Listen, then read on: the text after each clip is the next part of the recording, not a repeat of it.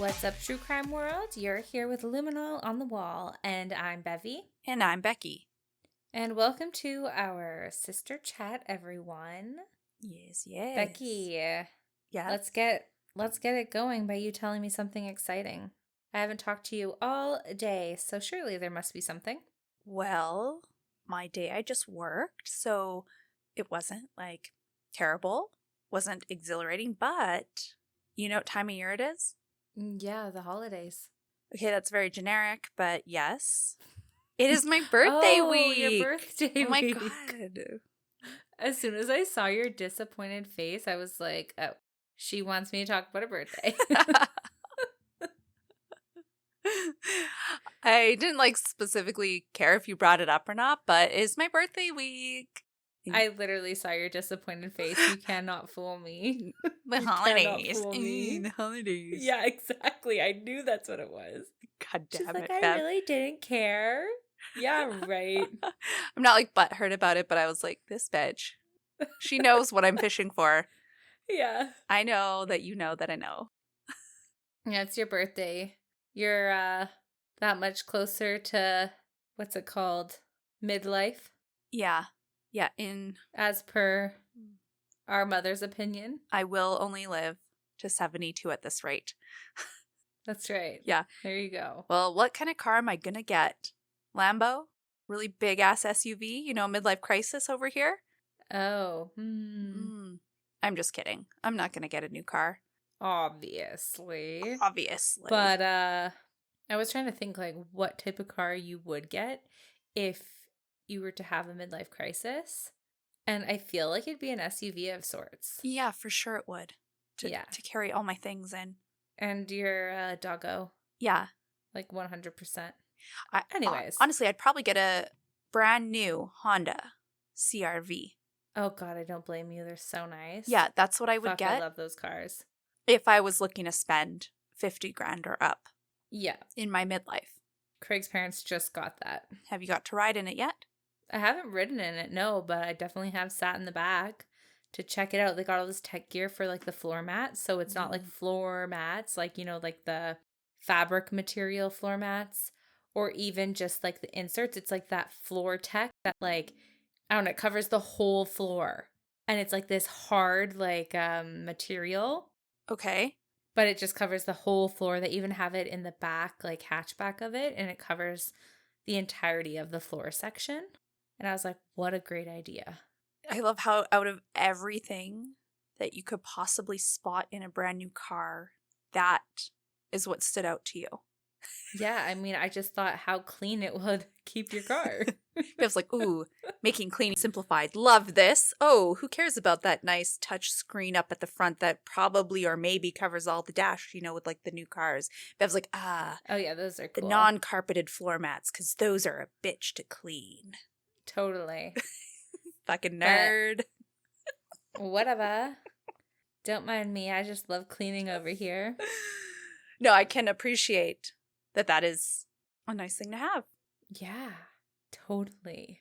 So anyways, I agree with you. Sick car. Amazing. Well, CRV, your little SUV thing. Yep. I like it. Good choice. Totally. And then you did bring up the holidays earlier. So as I've mentioned in previous years, I always go and check my Chinese zodiac sign and my predictions for the year. Okay, what was it? Did you check it already? Yeah, I did. Okay, tell me. Okay, so for anyone who knows, I am an earth snake. An earth snake? Okay, never heard that. Go ahead. Yeah, each one, each zodiac, is categorized into 4 different subtypes. Me, earth snake. Anyways, 2026, Bev, should be a real good year for me. Oh my God, amazing. Yeah. It says you need a good year. I need a good year. Specifically, it said that my career is going in a different direction and will be highly profitable. Oh. So, hells to the yeah. If I am reliant on this Chodiac.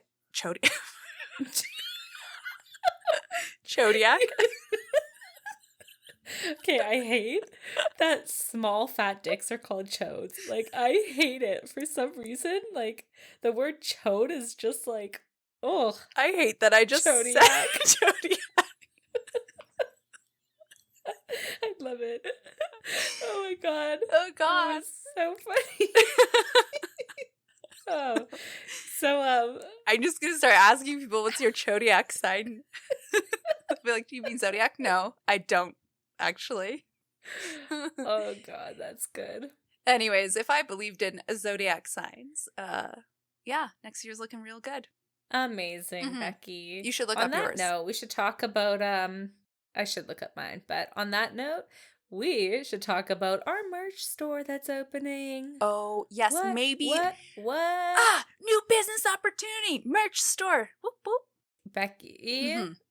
and I have been working on opening up a merch store, and we have a design that's basically just our logo. But as you guys know, it's a sick logo. And they said that they sent us sample sweaters, and they look pretty dope.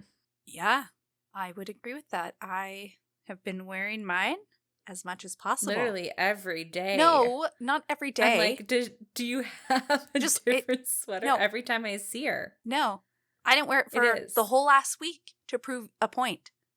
Because I said, wow, Becky, like, do you wear that every sweater day? so often. I'm fucking proud of it. God damn it, well, you should Bev. be. No, you they never are wear awesome. yours. Yes, I do. When? Like 2 days ago. Lies. No, when I you're wore just it in chilling the house. at Actually, home. It was yesterday. No one can see you. It was yesterday. Wow, Bev. I wore it to a friend's party. Finally. Get off my case. Get off my chode. Just kidding. Get off my chode. Just kidding. Just kidding. Said no one ever. Said no one ever. They'd be like, thank you. Nice hoodie. Anyways.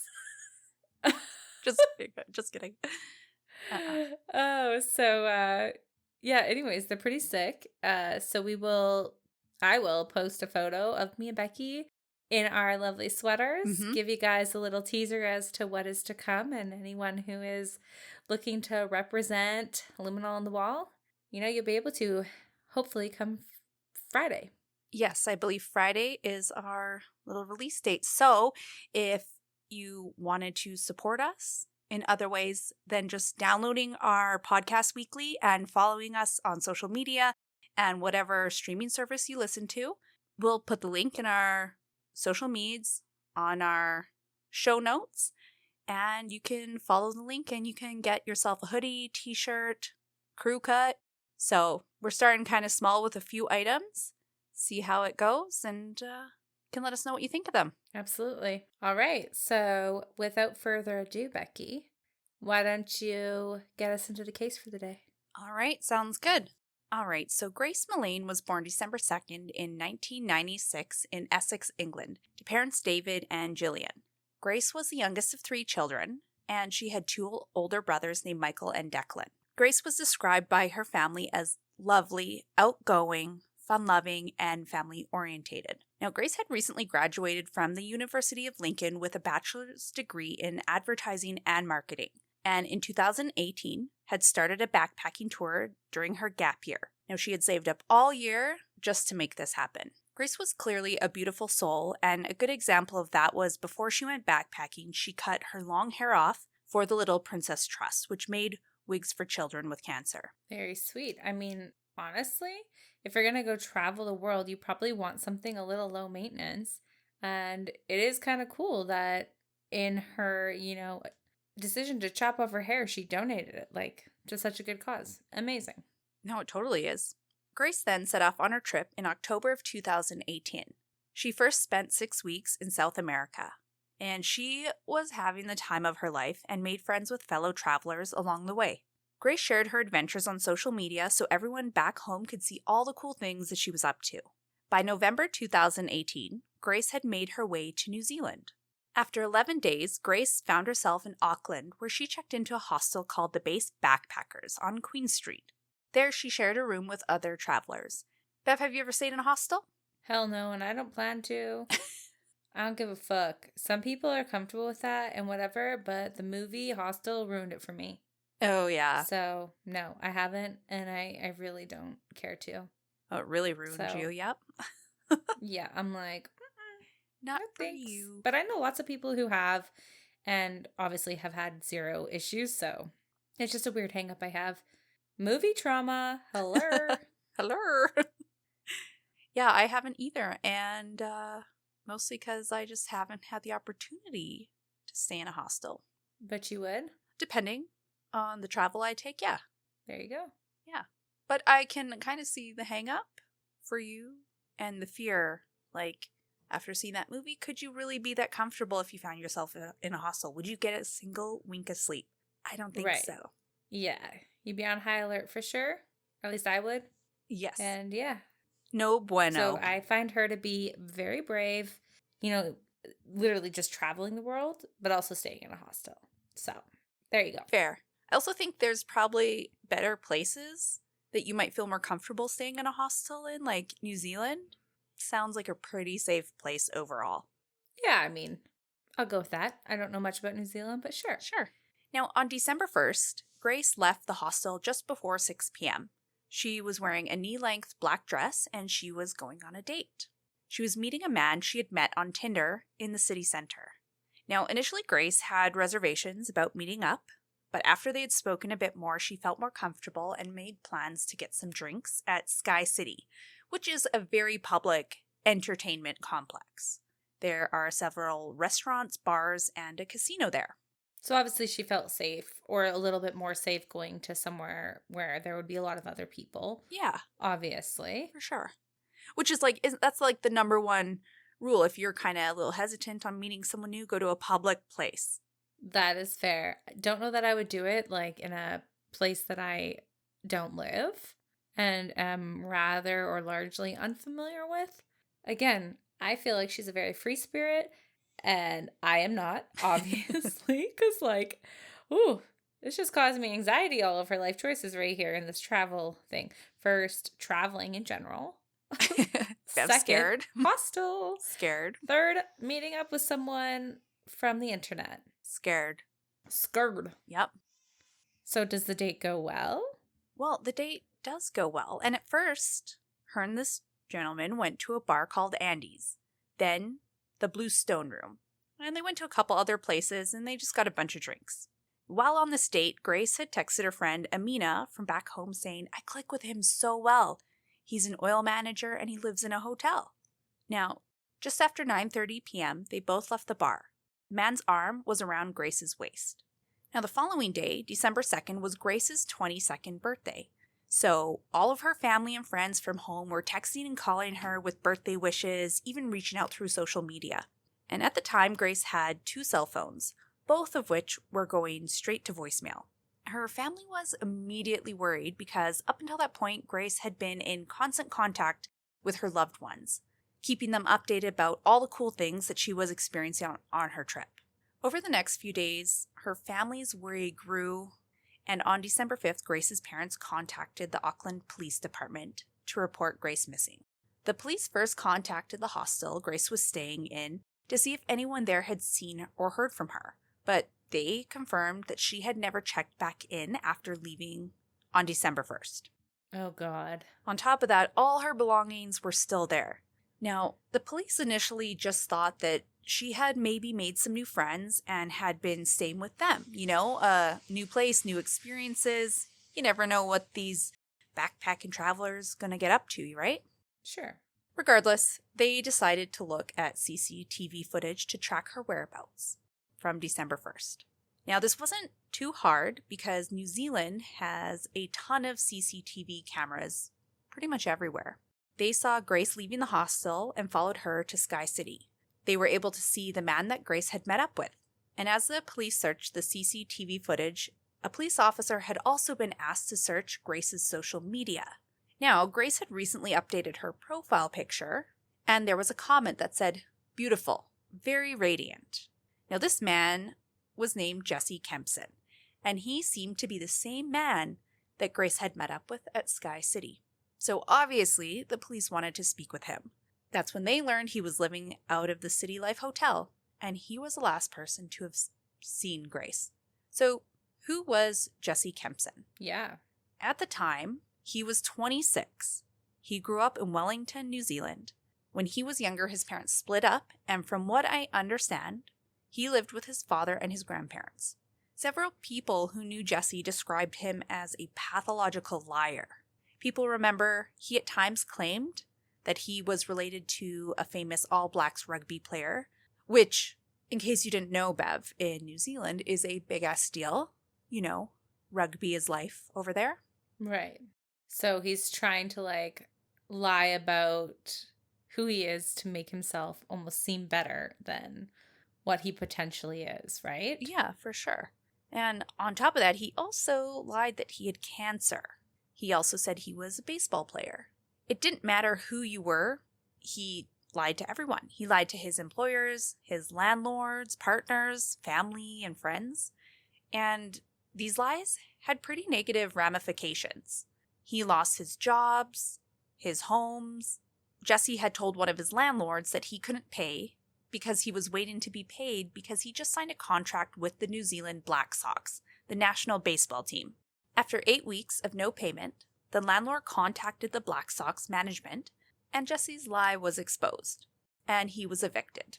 At the City Life Hotel, Jesse had said he was a top manager for Woolworths, but he was actually collecting state benefits, and that's how he was paying to stay there. Oh my God. And he told Grace he was an oil manager. Mm-hmm. Yikes. Yeah, exactly. Now, his job leading... So honestly, I think the scary thing about that is she's meeting up, obviously, in a place that is not really familiar with her, but to meet up with a person who is trying or is like showing himself to be something that he isn't. And I feel like that's a pretty scary situation to be in for a girl who is meeting up with like a complete stranger. Yeah. In a place that she's not familiar with. Like, that's just like, I don't know. It already shows his intent to deceive. And I just feel like that is not the person you want to be meeting up with. Oh, that's for sure. Honestly. The only downside, she has no idea, right? Right. But you are correct in saying that, Bev. Now, Jesse's job leading up to December 2018 was in telephone sales. But he was let go from that job because of some of his lies there as well. This actually happened on December 1st, the same day he met up with Grace. So on December 5th, officers surprised Jesse at City Life Hotel and asked Jesse to come in and speak with them about Grace. While at the police station, he tells them he had been talking to her on Tinder and that they eventually decided to meet up on December 1st. Jesse explained it was his idea to go to Andy's first. He said he chose this place because it was so public. And he was nervous that he was being catfished. Which, I mean, is a fair fear online. You never know really who you're talking to until you get that confirmation, right? Absolutely. So, yeah, obviously, go to a public place, sure. Yeah. After the date, he explained he gave Grace a kiss on the cheek and a hug. They made plans for the following day and parted ways around 10 p.m. He also told investigators that the following day he had messaged Grace on Tinder with no reply. He noticed that she had unmatched him and that there was no more communication after that. At the time, the detectives asked for Jesse's DNA sample so that they could rule him out if something had happened to her and they find her. Jesse fully agreed to do that. Eventually, the officers left him in the interrogation room and Jesse's mind started spinning. He knocked on the door and he asked detectives if he was being arrested for something he didn't do, which I watched this part and several other parts of his little interrogation, and it was such a weird way for him to phrase that, Bevy. I feel like the normal way to ask would be like, hey, am I being arrested right now? And they'd say, oh no, or yes, or whatever, right? Right. But he says, am I being arrested for something I didn't do? When really they didn't know where Grace was. They didn't know if anything happened to her. Right. So it just sounded weird to me. It stood out. I mean, I understand where you're coming from. He's almost like pre-framing his innocence. Yeah. When it comes to Grace, which I can see why it's weird. Now, if I were to also kind of consider the fact that he has been asked for his DNA sample, so that also might imply that something more serious has happened to Grace. So maybe that is why he said it, just to kind of put two different, interpretations out there. But Yeah, I think he is definitely pre-framing his innocence a little bit here, Yeah. which, I mean, reads as kind of like, are you guilty of doing something? Yeah. Is that why Do you you're know saying that? more than we do right now? Yeah. Huh. But the police told him no, and they sent him on his way. So he was free to go. Because at that point, the police were still combing through all the CCTV footage, and they hadn't even looked through the City Life Hotel footage yet. Right. To make sure that he got home when he said he did and whatnot. Exactly. Home. I say home. It's like a hotel, but yeah. Home, where I'm residing. So as they continued to go through the footage, it became pretty clear that Jesse was not being honest with the investigators. There it is. There it is. At the Bluestone room, Jesse was caught on security camera going through Grace's purse while she was in the restroom. What a creep. I know. They then see Jesse with his arm around Grace leaving Sky City in the direction of his hotel room. Oh, God. They arrived at the City Life Hotel and hop on the elevator at 9:41 p.m. And they both get off on Jesse's floor. And Grace is never seen again. Wow. That's some fucked up shit. I know. Honestly, I get why he lied to the police about the fact that he had said goodbye to her at 10 and they separated ways or whatever. Like, I get why he would have said that. But did he not think that the hotel had cameras? Like, I don't know. That just confuses me. Like, don't all hotels pretty well have cameras? They're eventually gonna see What's that going on? that is not true. Right?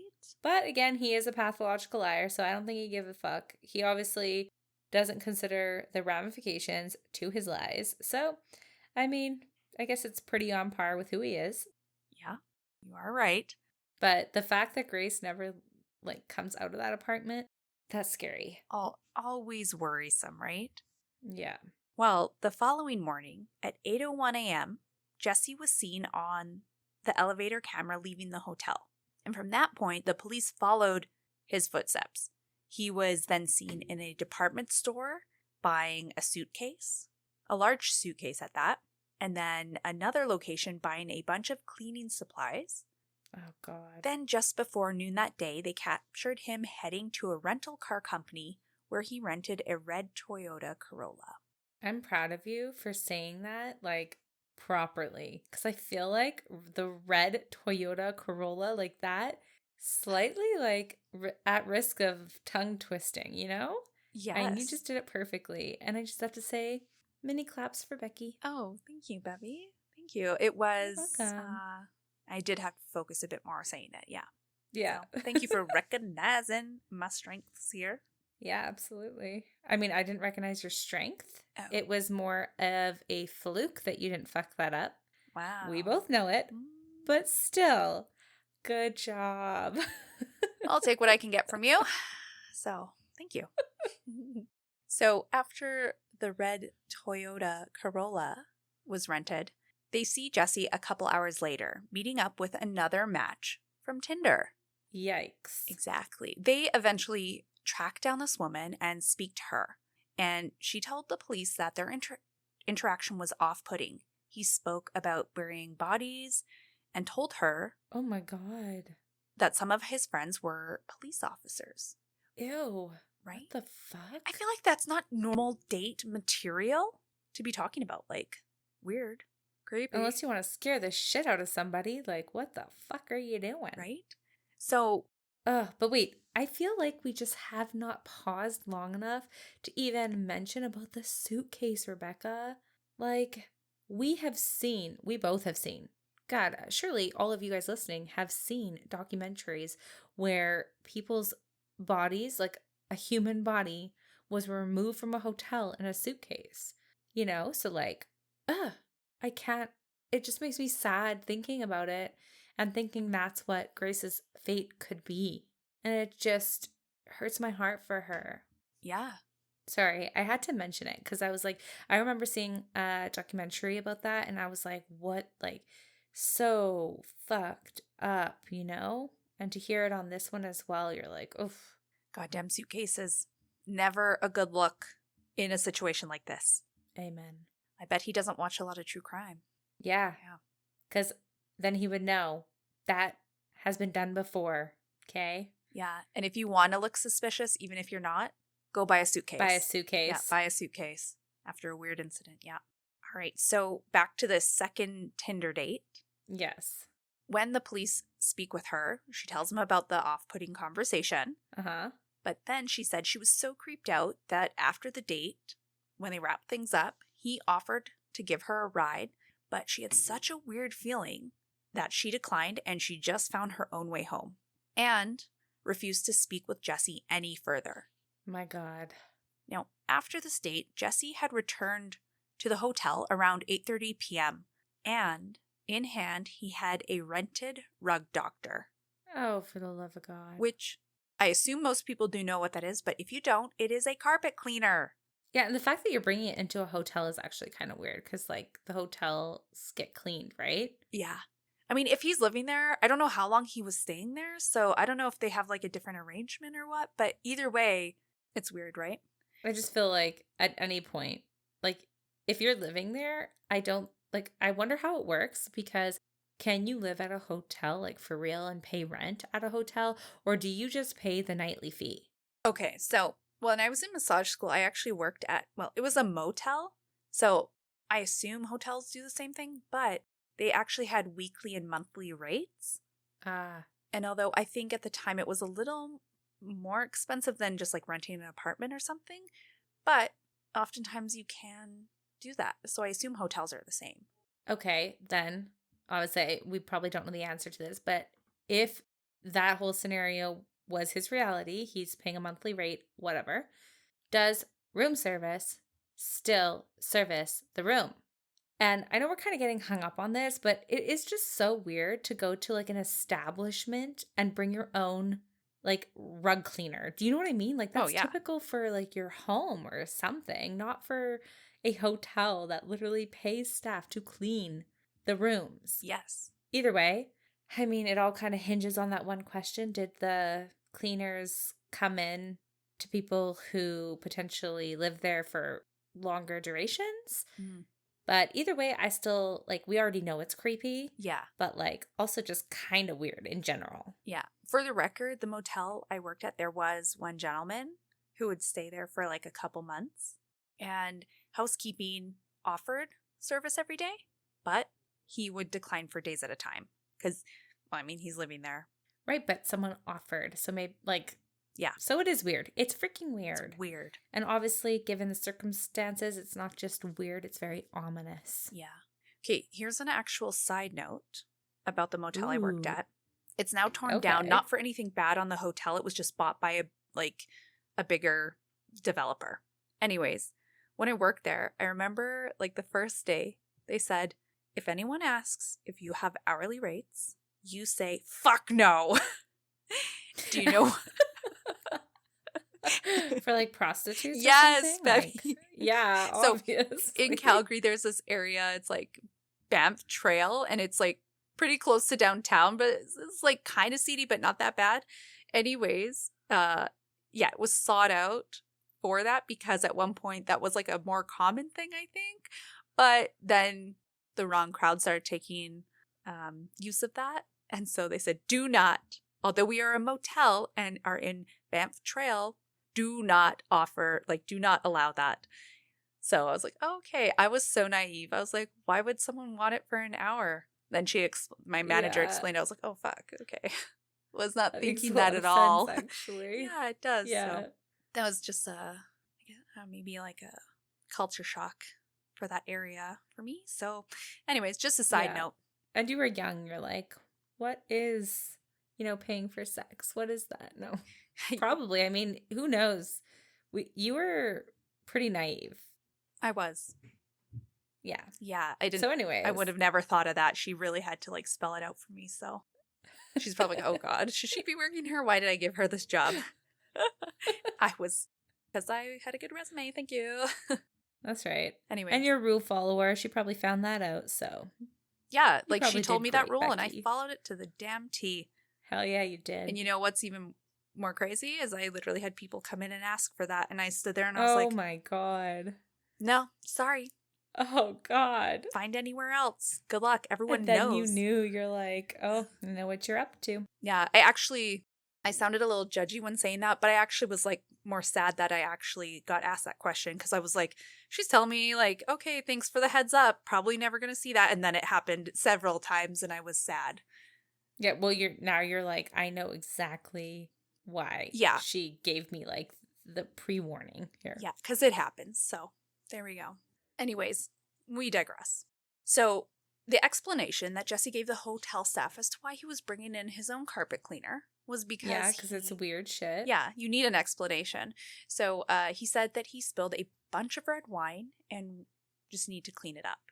Oof. Which, okay, maybe he just didn't want to get charged for extra cleaning or something. I don't know, but that's not why he got it. But we do know. But either way, yeah, that's what he said. That was the lie he told to the staff. exactly. And I'm guessing this was all captured on like cameras. Exactly. So as I said earlier, he was seen at 8:30 bringing in the rug doctor. Then around 9:30 p.m., an hour later, he was seen on the elevator camera leaving the hotel.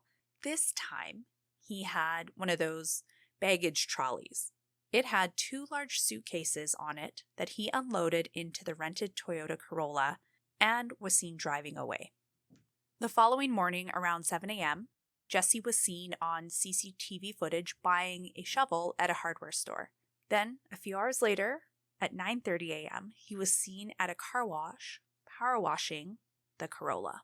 And then he returned it to the rental company. It was a few days later, on December 5th, the day that Grace was reported missing, Jesse was captured on CCTV footage in several different locations, throwing unknown items in garbage cans around the city. Officers presumed this was Grace's belongings and possible evidence. Yeah, like I would be shocked if it wasn't. Exactly. The problem, though, for them seeing this footage now is it was days after it happened. So you can imagine the struggle or that they might have finding whatever he put in those garbage cans. Now, after he threw out all that stuff, Jesse arrived back at City Life Hotel, and unbeknownst to him, the police had arrived minutes earlier looking to speak with him. As he approached the hotel, CCTV captures him noticing the police inside. He very calmly turned around and left. While the police were in the foyer of the hotel, they saw Jesse approaching, and so they ran out of the hotel and chased after him. And this is when he was asked to speak with investigators, and they brought him in for questioning. At that time is when police also conducted a thorough search of Jesse's hotel room. Now, around this time, Grace's father, David, had arrived in Auckland from England to help search for Grace. Right away, he spoke at a press conference asking the public for their assistance in locating her.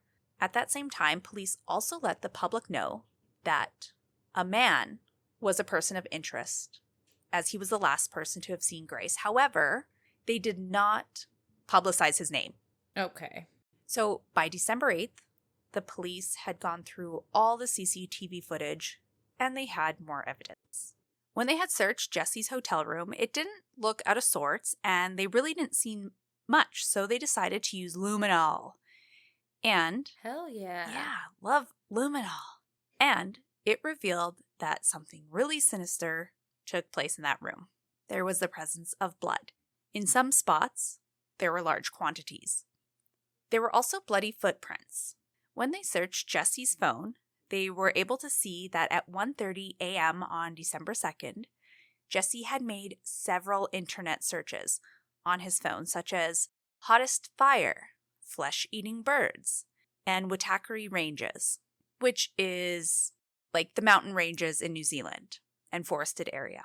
Like, how do I dispose of a body? Exactly.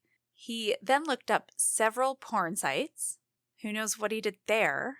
And then he took several intimate photos of Grace's dead body. 7 to be exact. Which is so fucked up, by the way. Yeah, it really is. It's like, why would you take those photos? Also, remember that he did that when we get into the trial. Please remember that, okay? Okay, I'm remembering it. I can't forget that detail, to be honest. Do not. Yeah, who could? So on December 8th, Jesse was taken into custody at 3 p.m. and a second interview began. And as you can imagine, Jesse's interview was much different than the first time around. He told investigators that Grace had come back to his hotel room. He said while there, Grace started talking about 50 Shades of Grey, and then they started having sex. Jesse said at first it was just normal sex, but then Grace asked him if they could get into bondage. It got more violent, and then they ended up on the floor where she told him to hold her throat. After they were done, he then went into the shower, and the last thing he remembered was falling asleep in the shower. When he woke up the next morning and saw Grace's dead body, he panicked, and he then put her in a suitcase and drove her out of town to bury her. But in this interview, he took no responsibility for why Grace was dead. So at that point, investigators tell Jesse that he's under arrest for the murder and that he was going to take them to where he buried Grace. The following day, on December 9th, the investigators just ended up using what Jesse had vaguely told him about where he had buried the body to begin searching the wooded area near Scenic Drive in the Waitakere Ranges. And if you can remember, one of his internet searches around 1:30 in the morning were the Waitakere Ranges. Now, this wasn't far from Auckland. It was about 20 kilometers from the city center. And then after hours of searching, around 4 p.m., investigators found a buried suitcase about 10 yards from the road.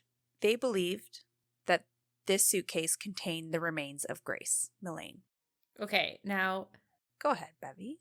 let's talk about that for a quick second, because his account of what happened, honestly, I feel like gives a little bit of insight into actually what went down and potentially some of the last moments of Grace's life. But obviously, I do not believe that it was all her idea. That's horse shit. Obviously, considering she was found dead, or assumed to have been found dead in a suitcase, and there was, evidence of blood all over your apartment, or hotel room. She obviously did not just, pass away in her sleep or anything. Like, you did something to her, and there's no way in hell that she was the instigator. Yeah. Do you know what I mean? Mm-hmm. Like, he's just trying to pass blame away from himself for the incidents of that night, which is so cowardly and annoying, quite frankly, and such an insult to what actually took place. And yeah, like, he's just full of shit. Yeah. He gave like a really vague description of what happened and really minimized his involvement. Oh, 100%. Also, I find it funny that he said, 50 Shades of Grey. I don't know, like something about that is just like, could you imagine you're on a Tinder date and you're like, hey, you ever heard of 50 Shades of Grey? Why don't we do that? Like, it just seems like a weird segue to me. I don't know. Tie me up. Oh, no, totally Paddle is me. a weird segue. Blah, blah, blah. Anyways, I just find it weird. Also, we have both read 50 Shades of Grey. Yep. I remember how I started reading that book. I had heard about it on the radio driving to work one day, and I just heard that there was like a craze about what it was about. I didn't really listen to like the actual topic. So I remember it was our very first trip to Mexico with the fam, and I was like, oh, fuck, I didn't bring anything for the airplane. Like, what was I thinking? So I went to the little, store where you can buy books and stuff, and I said, oh, I heard about this on the radio. I buy it, didn't look at the back, didn't read anything, and I'm sitting on the plane reading, and as we're going, like, for the rest of the plane ride and then on vacation, I remember just reading this book and being like, my God, my family's around me. What the fuck am I reading? I was just like, oh my God. I felt like... I bought it too. At the same time? Yeah. You did? We both read it, yeah. Oh my God. Were you thinking... suggested it. Yeah, because I was like, I heard about this on the radio. Yeah. Were you thinking the same thing as you're reading it? Being like, I feel a little weird hanging out with my family, reading 50 Shades of Grey. No, I was a little more risky than you. I was like, oh, fuck, this is pretty good. But also, like, I feel like you finished that book on that trip. Remember? Yeah. I was all about my little Dirty Dancing experience with those guys that, like, all had crushes on me. Yeah. So, Bev was a little heartbreaker that I was summer. obsessed with that. And I read the book. And you read the book. Aw. Well, the book was good, and I probably had just as much fun as you did, so that sounds weird, but not in that way. Just a good book, Yeah, no. I think it's just like a way for him to bring up that, like, the sex thing, thinking like that must be what a girl likes. Like, it's just weird. Yeah, I think so too. So when it was reported to the news that a woman had been found in a suitcase in the woods, it brought a sadness to the nation. And the following day, on December 10th, New Zealand Prime Minister, who at the time was Jacinda Ardern, made a public apology to Grace's family, saying, "On behalf of New Zealand, I want to apologize. Your daughter should have been safe here, and she wasn't." Wow. I actually think that's pretty respectable Mm-hmm. for the Prime Minister to say that. I think it speaks volumes as to the culture in New Zealand. And obviously, Jessie was abhorrent, but New Zealand obviously, doesn't support that shit. And that's nice to hear. For sure. I actually watched that press conference, and the Prime Minister actually was like choked up about it. Like, you could see how strongly she believes in like this New Zealand culture that is kind, respectful, and people should be safe there. Mm-hmm. You could tell she was genuinely torn up about this tragedy. So it was nice to see that compassion. Now, the autopsy was also done on the 10th of December, and it concluded that Grace had died of strangulation, but she had bruises all over her arms, chest, and legs, and they were consistent with being held down forcefully. The bruises around her neck suggested that a substantial amount of force had been used, and Grace could have lost consciousness as fast as 10 seconds and would have died within 5 minutes. Now, typically, Bev, in these cases when people are strangled, we don't usually have like a super notable crime scene with blood, right? Yeah. So you must be wondering, how did the luminol pick up on that? Yeah, I am. Well, the force that was applied to Grace's neck was so intense that it caused several blood vessels to burst, and it caused a large amount of blood loss through her nose. So she virtually had such a bad nosebleed that she bled everywhere. Holy shit.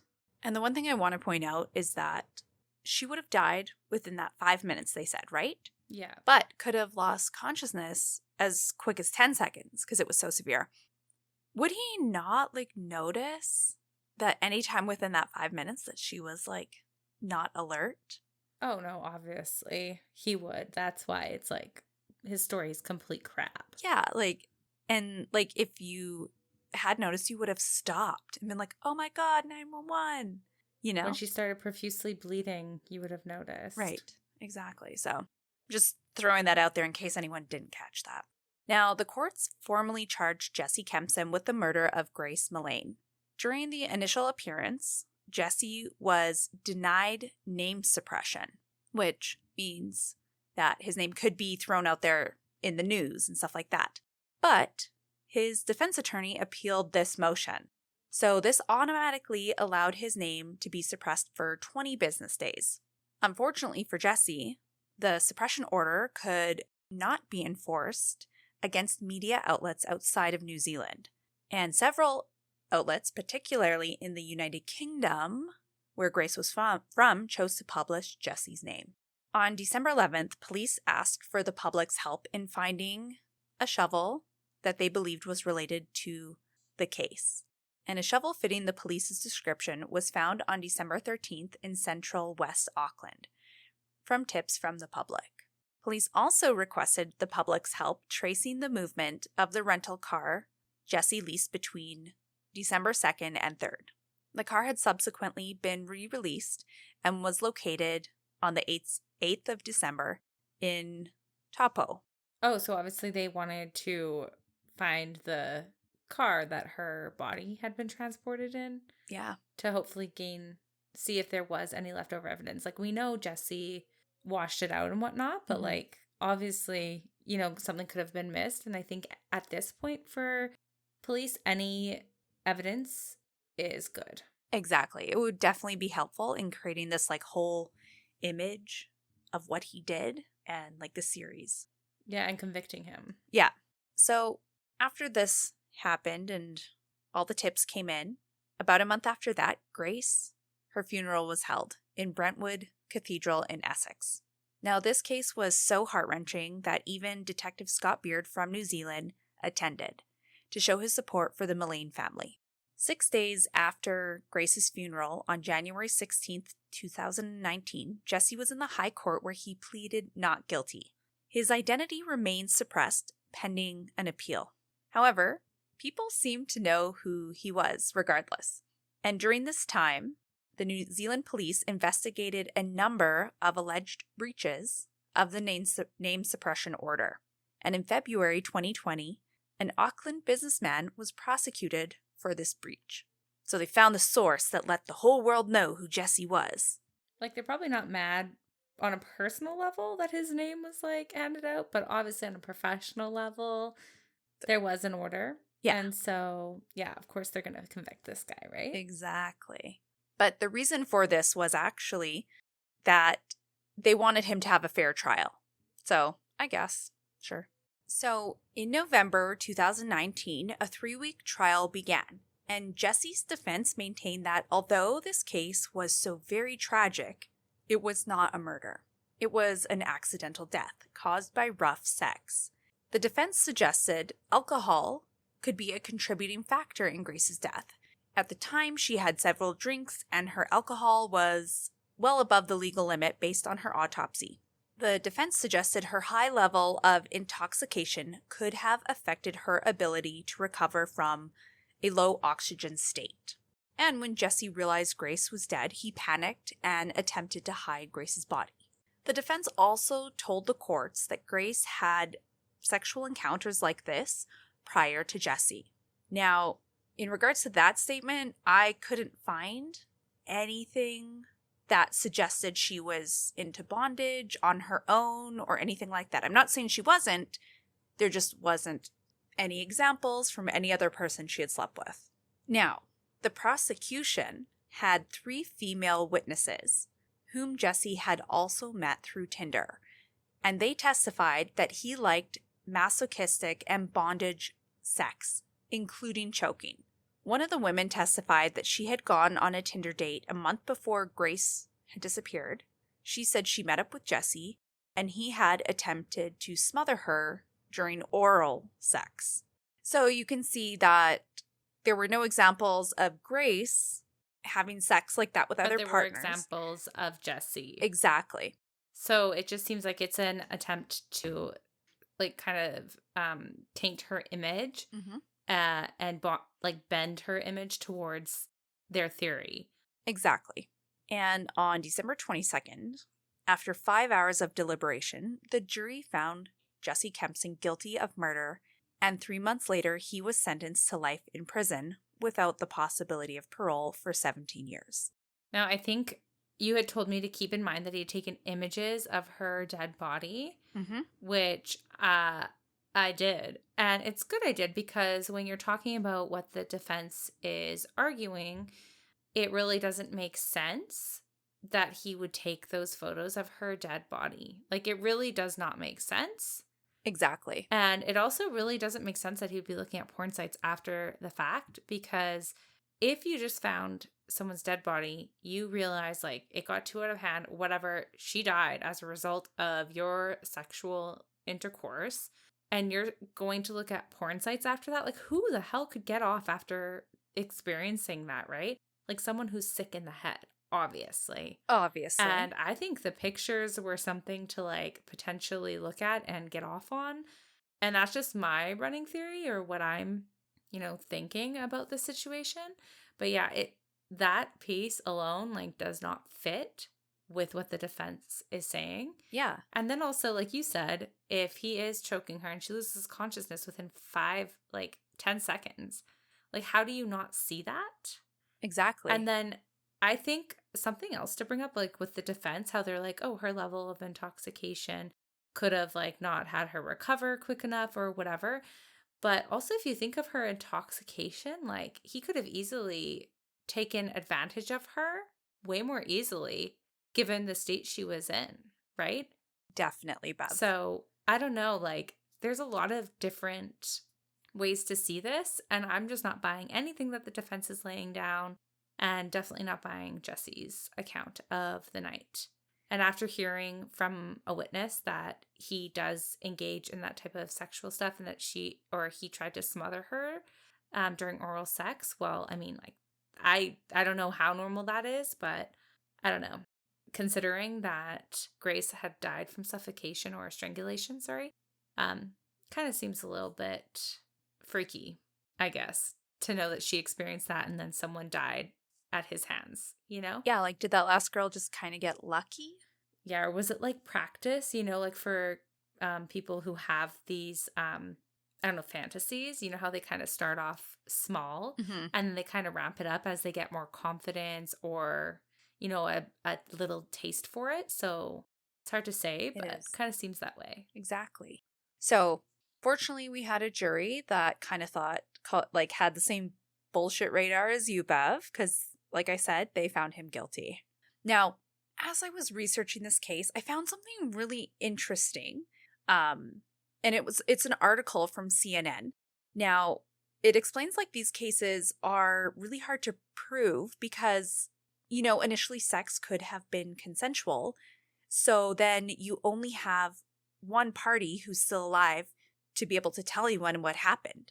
And if they say it was consensual, that's all, investigators really have to go on unless there's some like extreme evidence that suggests anything other than that. And so in this article, there's a woman named Lisa Gotel, a professor of women's and gender studies at the University of Alberta. So right here in the province we're from.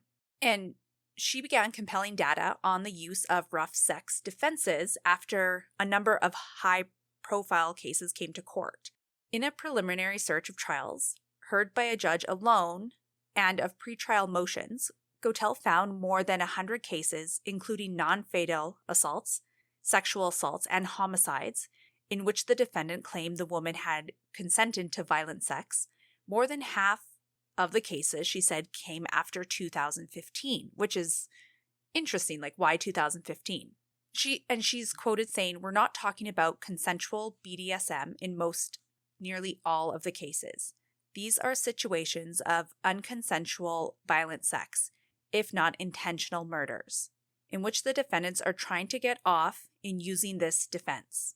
In the same article, a woman named Elizabeth Sheehy, professor at the University of Ottawa's Faculty of Law, told CNN that a woman's sexual history is often used by defense lawyers in criminal trials.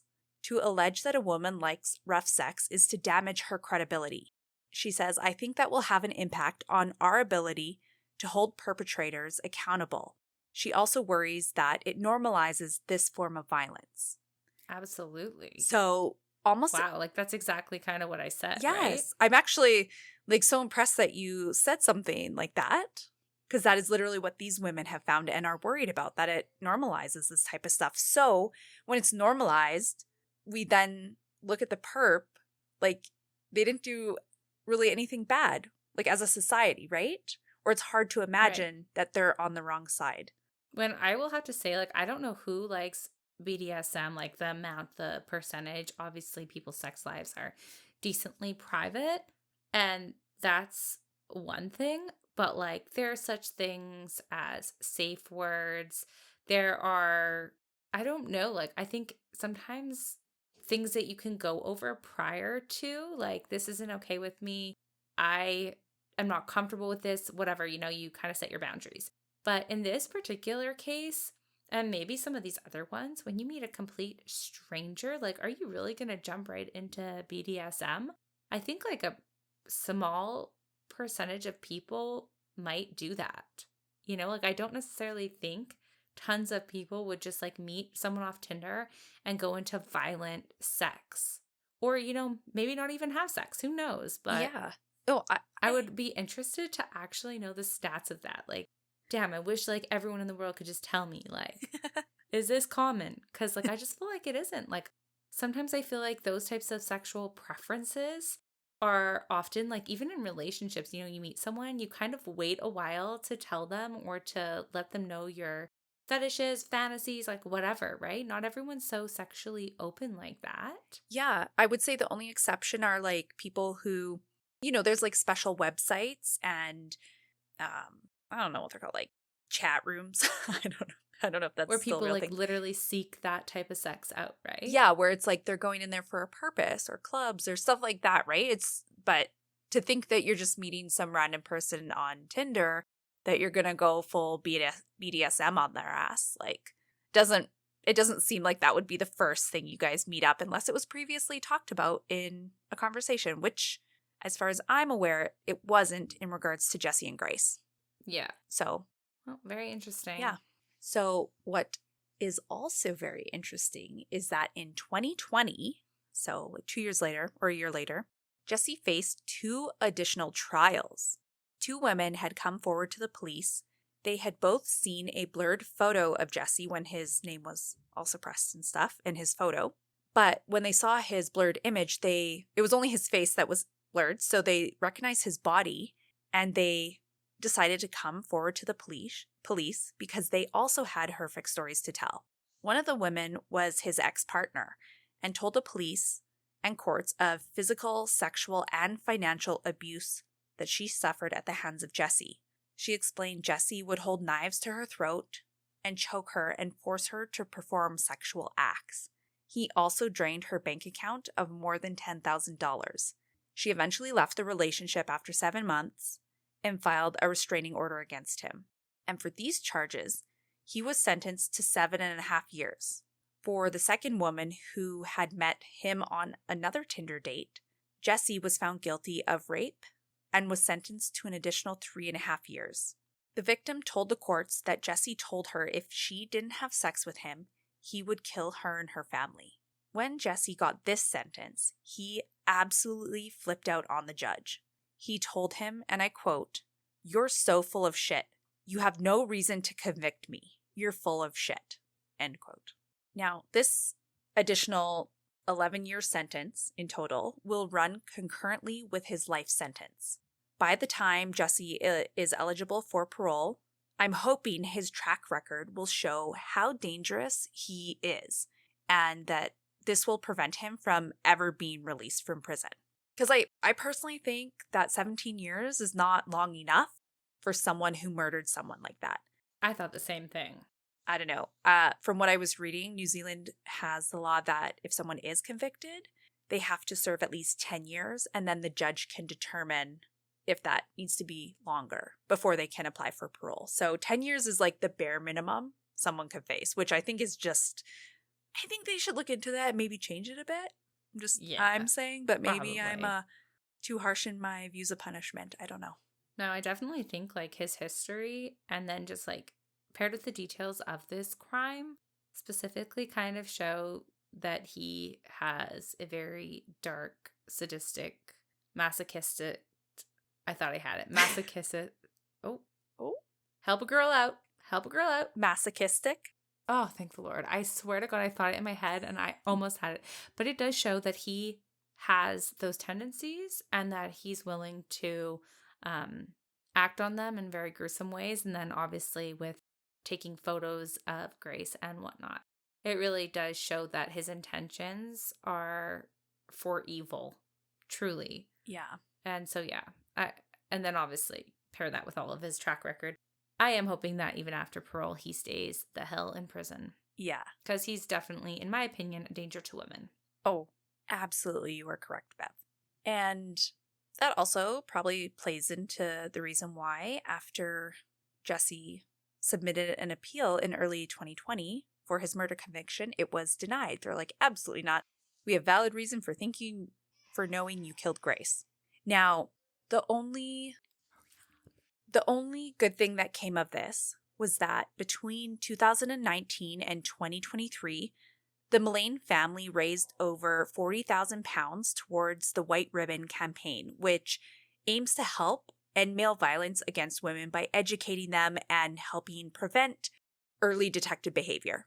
Jillian, Grace's mom, did this by climbing some of Mount Kilimanjaro. By climbing Mount Kilimanjaro. They also set up a Love Grace campaign that was obviously set up in Grace's honor, and they asked for handbags filled with essential items to be donated for women escaping dangerous situations. So, as we said in previous podcasts, like if someone is going to die, at least something really good comes from this, and that they are able to help other women get out of danger and give men education so that they don't commit these crimes or help commit these crimes, right? So, yeah, at the very least, this positivity comes out of her death. And on a bit of a sadder note, in 2020, Grace's dad ended up dying from cancer, but he was able to live long enough to actually see his daughter's murderer get charged and sentenced. Because we've seen it a couple times when the parents die before there's an outcome to that crime, right? Yeah, so a resolution to the case, for sure. Although it's not like I want him to die. I'm happy he got to see that final result at the very least. Yeah, like he can rest in peace after knowing that his daughter's murderer was convicted. Exactly. So, Bev, that is the very sad case of Grace Millane. And I just want to thank you for listening and sharing all your really valuable thoughts about this case. And to tell you that you're super duper smart for tapping into all that based on what the experts say. Like, I love your mind. You're so brilliant. So, oh my gosh. Thank you for being here with me and listening to this case. Well, thank you for sharing, and thank you for throwing me a really lovely compliment. So, anyways, thanks, and I love you hugely. And as you all know, we love you hugely. Yeah. Until next week. Until next week.